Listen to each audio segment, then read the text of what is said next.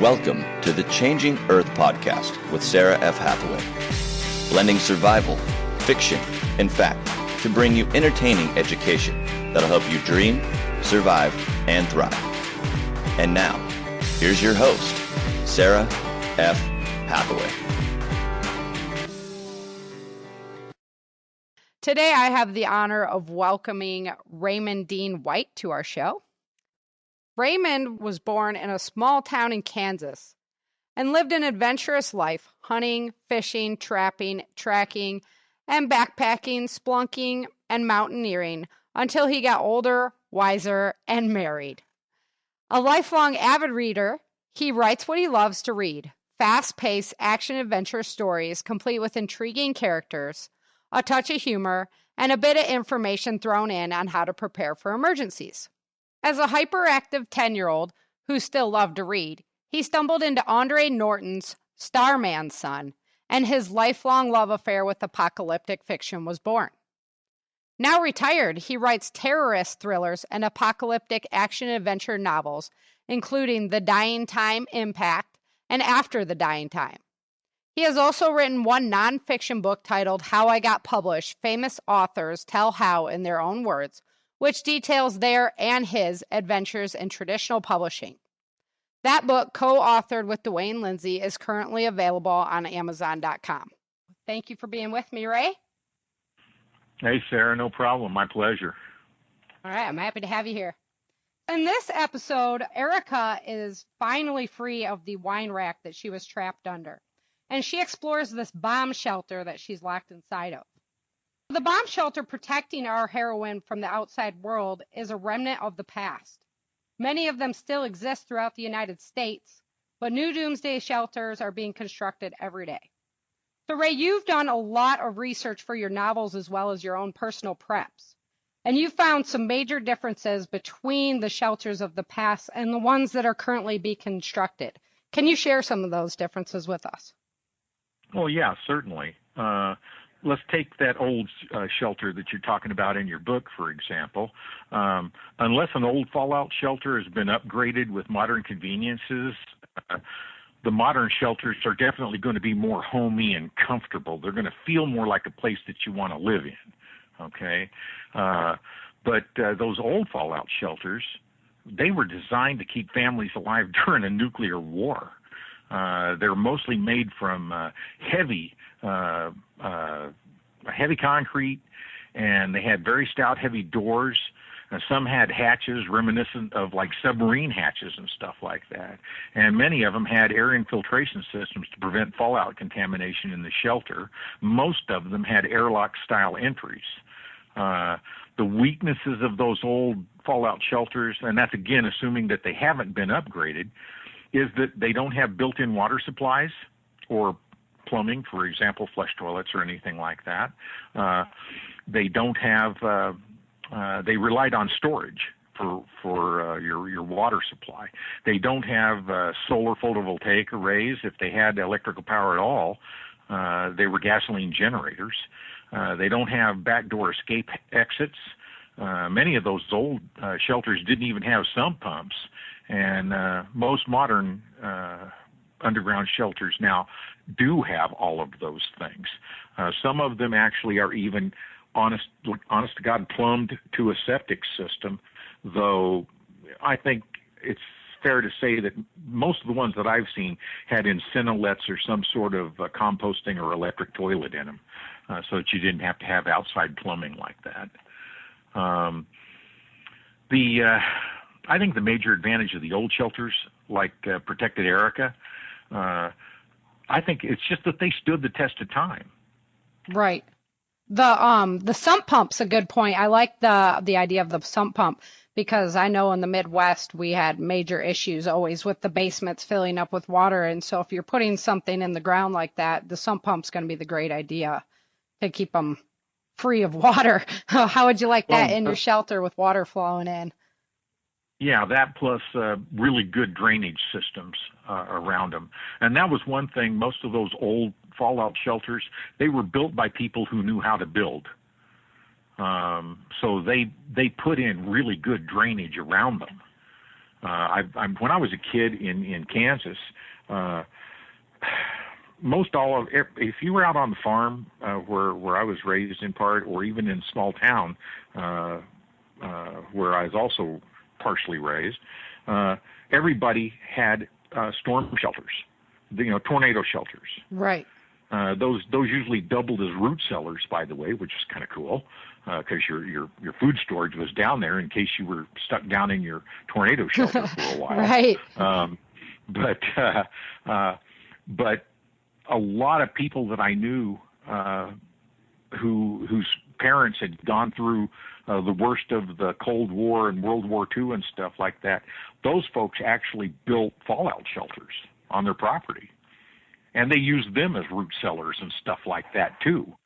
So I've been down inside some of those old ones, and they were actually pretty cool. They were great playhouses when you were a kid. You can imagine all kinds of stuff in them. Right. What a fort. Yeah, but kind of more like concrete cells rather than a place where you'd want to do any kind of relaxing nowadays, to our standards. Well, and I think that's kind of a tip. One of the problems I think that you find with any of these types of shelters is, and submariners also just have this type of problem a lot of times, and that is, if you're down inside some sort of a metal tube or some sort of concrete box for days on end or weeks on end, you can start getting a little claustrophobic. Oh yeah. And that's why by the way, one of the advantages of the modern shelters is that a lot of them have like a big screen TV built into a wall, and DVRs and stuff like that, so that you can plug in, CDs and watch movies, or DVDs and watch movies and stuff like that, which kind of makes it feel bigger. Right. You could put like an outdoorsy scene up on that big screen too, and pretend like you're looking out a window as well. Yeah. Yeah. And actually some of the more modern ones, I did see this on a couple of the old ones too, but some of the more modern ones come with periscopes. Oh, yeah. Yeah, that would make sense. So that you can, on the old ones, they had those periscopes occasionally just so that they could, I guess, look out and see, oh, my God, we're surrounded by radioactive ash. I guess we better keep our heads down for a while. Yeah, it's still there. We can't go out. Yeah. The Geiger counter is still clicking like crazy. I guess we better stay here for a while. So nowadays, what are some of the common building materials that we're looking at for these shelters, and what kind of construction, if you were going to build one in your backyard, what would you be thinking about building it out of? Well, let's take those in order. Many modern building shelters our survival shelters are made of metal. They're basically like huge metal culverts that are capped on each end and have staircases going down into them and stuff like that. Right. They're using the truck trailers or like the storage units as well, burying the... Now those, you're talking connexes there, okay? Right. I've just heard a lot of different problems, and I think there would be a lot of problems with burying a connex, okay? But the main one being is that the ceilings of those things are not designed to take that kind of load. The walls might be okay, but I wouldn't want to put much dirt over the top of a metal connex. Okay. Yeah, I see your point there. So, it might be a cheaper way to go, but I don't recommend it. I could be wrong. Maybe there are people who know how to do that, and they know how to do it properly, or they know how to shore up the roof, and put good truss material in there or something like that, so that it can withstand a decent load. Because dirt, especially dirt that gets rained on, gets real heavy real quick. Right. And so I think that you'd be asking for problems if you did that without having some pretty good engineering help. Okay. On getting it done correctly. For myself, I'm just going to say flat out, if it was me and I was building a shelter, I'd go with marine grade concrete, a really superior drainage system. and a sump pump as well, but marine grade concrete. Marine grade concrete, by the way, is basically waterproof. It's what they make concrete piers out of, for that stick out in the ocean and things like Right. that. Yeah, for the bridges that are going over the ocean. Yeah. Right. And so and and to be honest, it's not that much more expensive than just regular old building concrete that people use all the time. So that's the way I would do it, though. I'd also have an escape hatch, and I'd have a link, a plumbing link, from my well. Okay. If I couldn't actually have the well built inside the thing, I would have a plumbing pipe coming through the wall from my well to provide me with fresh water. Yeah, you'd think that would be essential. You don't want to store up all that water. That's just a lot of weight. Like I said, it's a lot of weight. It takes up a lot of room too, and especially modern people. We're not talking about the 14th century where people used maybe 30 gallons of water a day. Because they didn't have flush toilets and they only bathed once a year. Yeah, and you weren't, running the dishwasher, the washing machine, the this, the that. Right. The modern Americans use more than 100 gallons of water a day apiece. Yeah. And it's just not realistic to be able to store that kind of water. Now, obviously, in a crap hits the fan situation, you wouldn't be using all of that water. Right. You'd be saving it.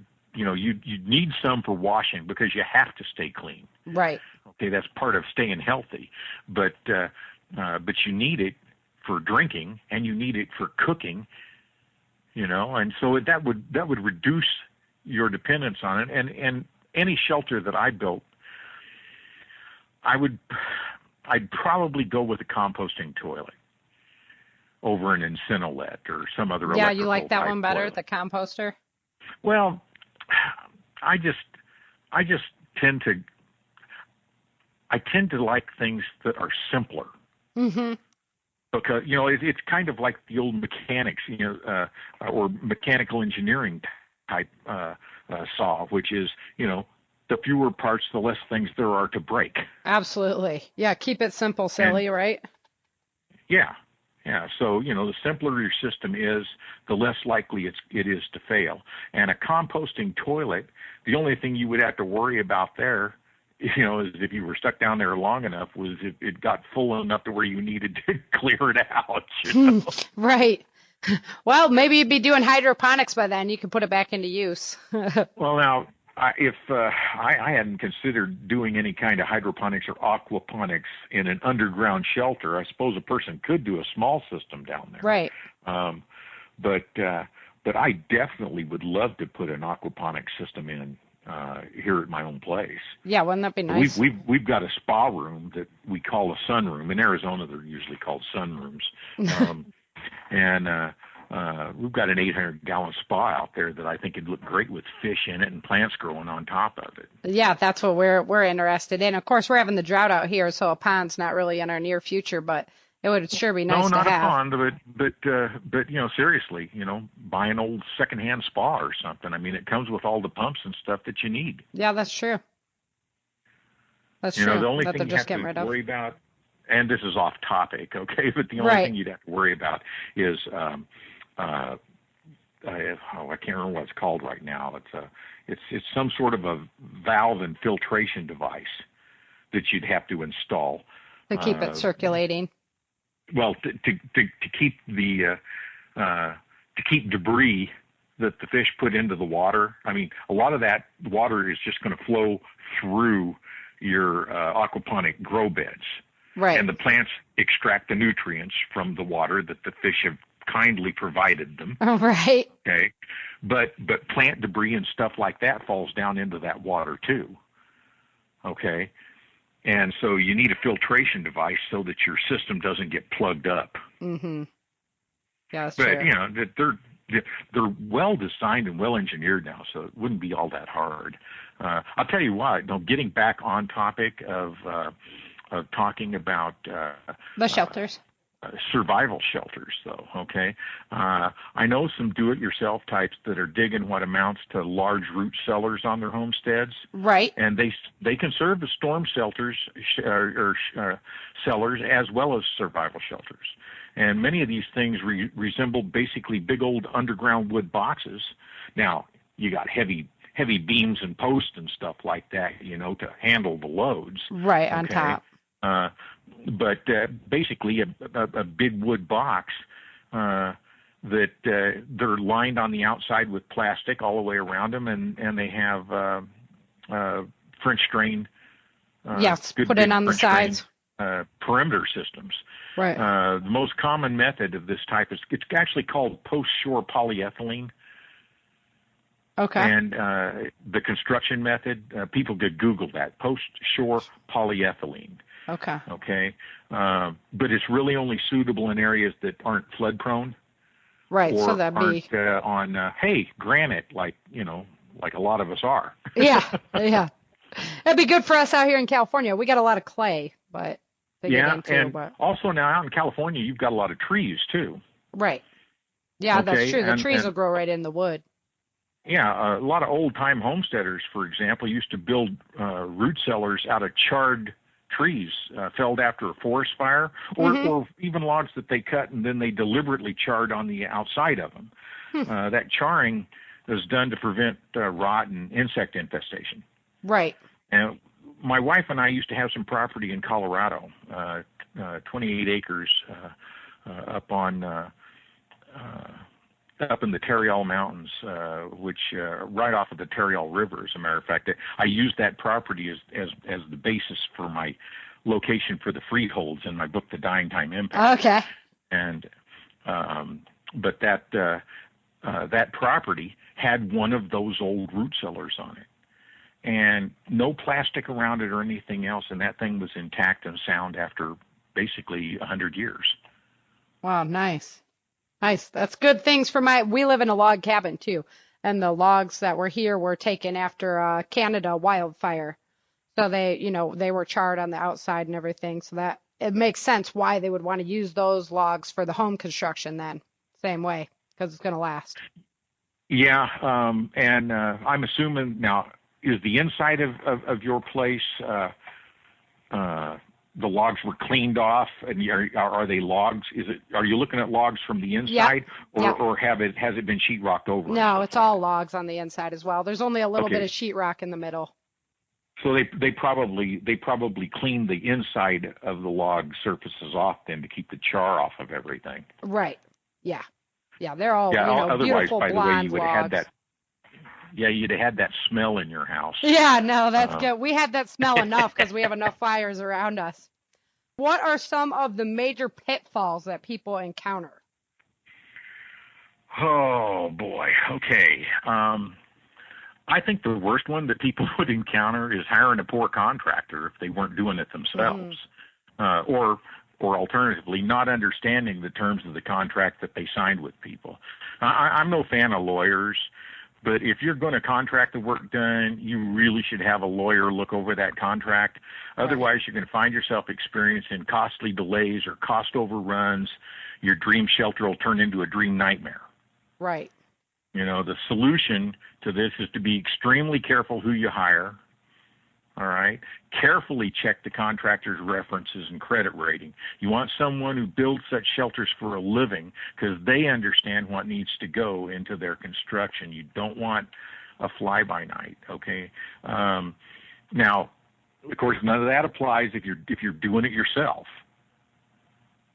If you're doing it yourself, all you can do is the best that you know how. Right. But it doesn't hurt, and really, even if you're doing it yourself, put out the money to have a soils engineer to come out to your place, okay, and take a soil sample, because it'll be money well spent, because otherwise you're going to run into the second worst pitfall, which is having a water table that's too high to allow you to build underground. Right. We've seen those, haven't we? A lot of places in Texas or eastern Oklahoma and Kansas, they have above ground storm shelters in those places because they can't build underground. I mean, if you've got a high water table and you build underground, you get these nightmare scenarios where the water comes up, the water table rises after it rains, or the nearby river starts to flood or something like that, and you get hydrostatic pressure pressing on the sides of your underground shelter, and it'll pop it out of the ground like a cork out of a bottle. Uh-huh. Yeah, that's what I've seen, a lot of those on Facebook, and I'm like, oh goodness, goodness. Yeah, that's it.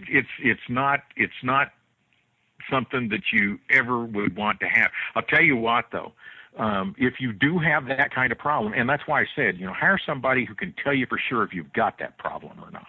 Right. Okay. Now, if you've lived in the area your whole life, you probably don't need to, because if you have a high water table or not. Yeah.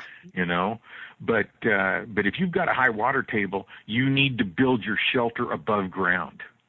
And this is one of the things that when I was doing research on this, I found this outfit online called Safe Sheds.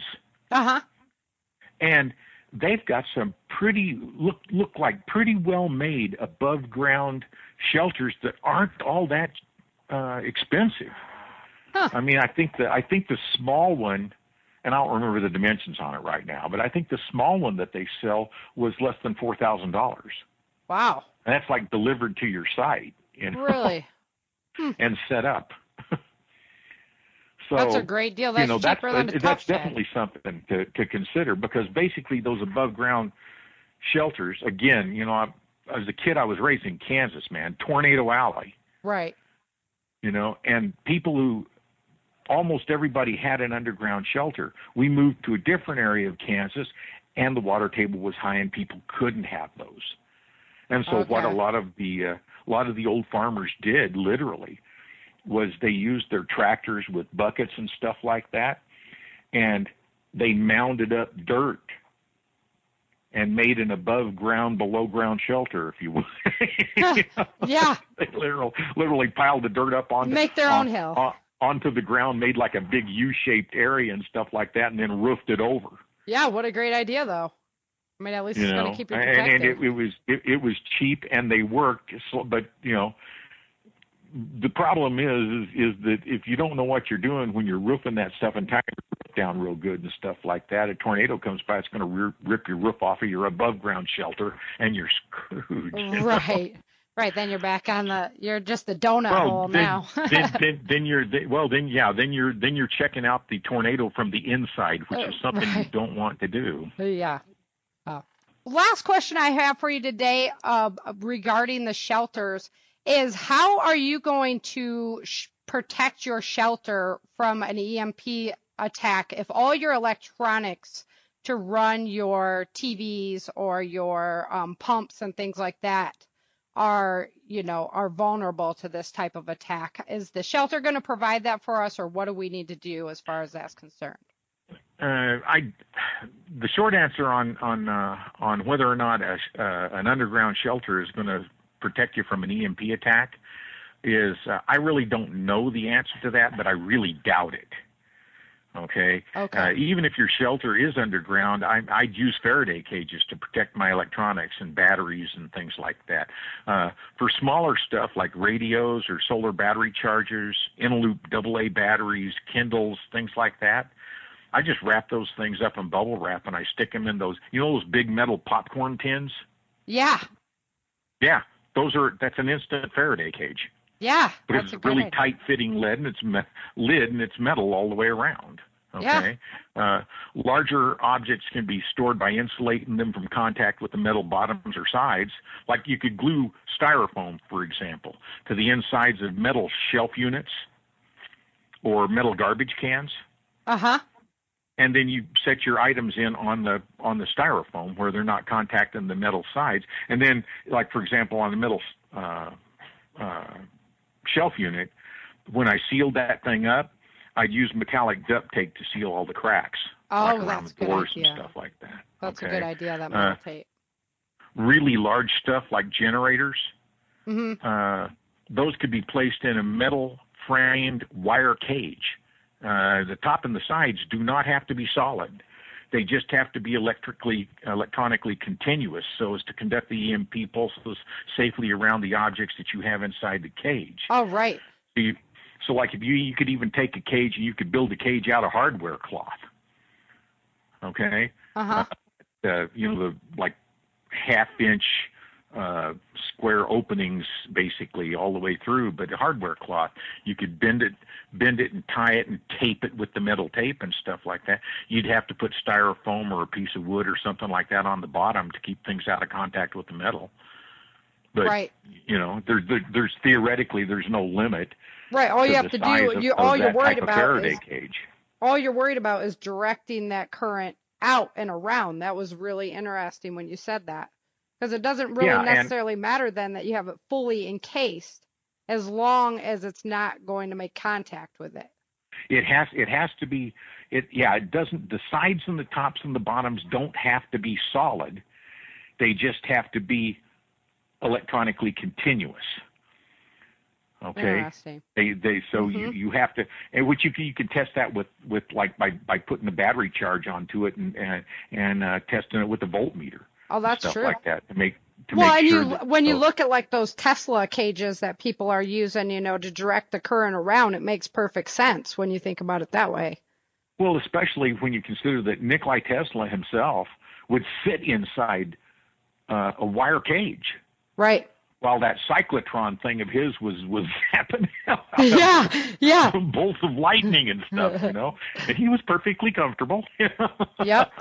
Yeah, it's about direction. That's interesting. I never thought about it. I've always thought about you got to have it in the box, And the other interesting point was, we had talked about how you want to have your well direct piped into your shelter, which would be ideal is if you could have it in your shelter, of course, because then you don't have to worry about outside contamination. Oh, yeah, that would be perfect. If you could literally put your well in and then build your shelter around it. Then all you'd have to do is plumb your well to your house from your shelter. But I know from personal experience, we go through a pump, at least probably every 9 years.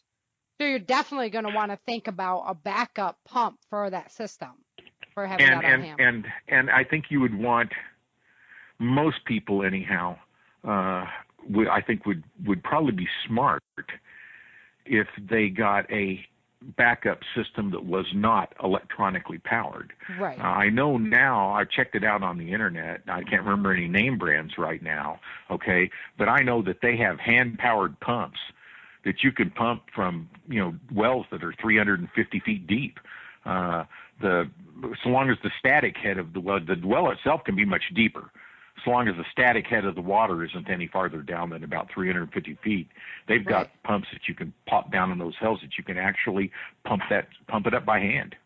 Yeah, I've been really interested in that topic as well because we're out here on a couple of wells, and so we're definitely looking at options as far as if we were to lose power like that for an extended period of time, well, then how are you getting the water up from that well? So that would be a definite Well, and solution. I hope that your wells are good, deep wells, too. I hope they didn't stop drilling 50 feet after they hit water, No, we were thinking about, we like to pickle a lot. We do, we make pickles, our own pickles from one of my husband's grandma's recipe. And so we were thinking about opening up our own, place where we were making pickles that we could sell at the farmer's market and whatnot. So we had our one well done commercially. So it is a commercial well, and that one's super deep. But the laws are such around here that dream just never came to fruition because it was so much of an investment to get permits and all the regulations, all your T's crossed and so. Yes. Our government is so helpful when it comes to small businesses starting up. Yeah, so we never really got it going because we were like, well, we can't afford to invest that and then just make a little bit off our pickles, So. Yep. All righty, Ray. Well, that takes care of our survival shelters topic. We're going to have you back for episode 30, and I want to really thank you for spending your time with me today. I really appreciate it. Hey, no problem. I would like to add, though, that if people are going to try to look and find any of my books and stuff like that, they should Google Raymond Dean White because that's the name of my website. Okay, excellent. Yes, I'll go ahead and make sure the full author name is Raymond Dean White. So. Awesome. Yeah. Okay. Yep, we'll send them out there after your books. It's a great story, let me tell you. So It's definitely worth Well, the investment, that's for sure. Appreciate it. And listen, I've really enjoyed reading your stuff too. So Well, thank you. you have a good one, and we'll see you next time. All right, thank you. Thank you. Much love and appreciation to Raymond Dean White for coming over and sharing his time with the Changing Earth podcast. Super appreciate him being on the show. To find out more about Raymond and his books, head on over to www.raymonddeanwhite.com. It's www.raymonddeanwhite.com. All right, so that about wraps it up for us today. We have learned some great information on survival shelters, what to look out for. As always, the information about today's show is over at the show notes at author.sarahfhathaway.com. But now I'm going to ask you all for a special favor to make this Changing Earth podcast a success. The more subscribers that I can get on iTunes, the further the show is going to go and the more advertisement we're going to have. So if you've liked episode 1 and 2 and you'd really like to support me, head on over to iTunes and find the Changing Earth podcast. Go ahead and become a subscriber there. If you go over to my website, I have directions and a link to get you over there quick and easy at www.author.sarahfhathaway.com. And I really appreciate your support and your love. I know that we're going to make this a success. And we're going to have a lot of fun in the process because I've got some great people that are coming on the show to share their wisdom and their experiences with you. And we get to hear a great story at the same time. So really excited about where we're going to go with this. And the Changing Earth podcast is just in its very beginning episodes, and we're going to be around for a lot longer. So I hope you all are enjoying the adventure, and you all have a great day. Thanks. Bye. Thank you for joining Sarah for this episode of the Changing Earth podcast. Don't forget to pick up your copy of Day After Disaster at www.author.sarahfhathaway.com. If you love this podcast, please head over to iTunes and let everyone know by leaving a review.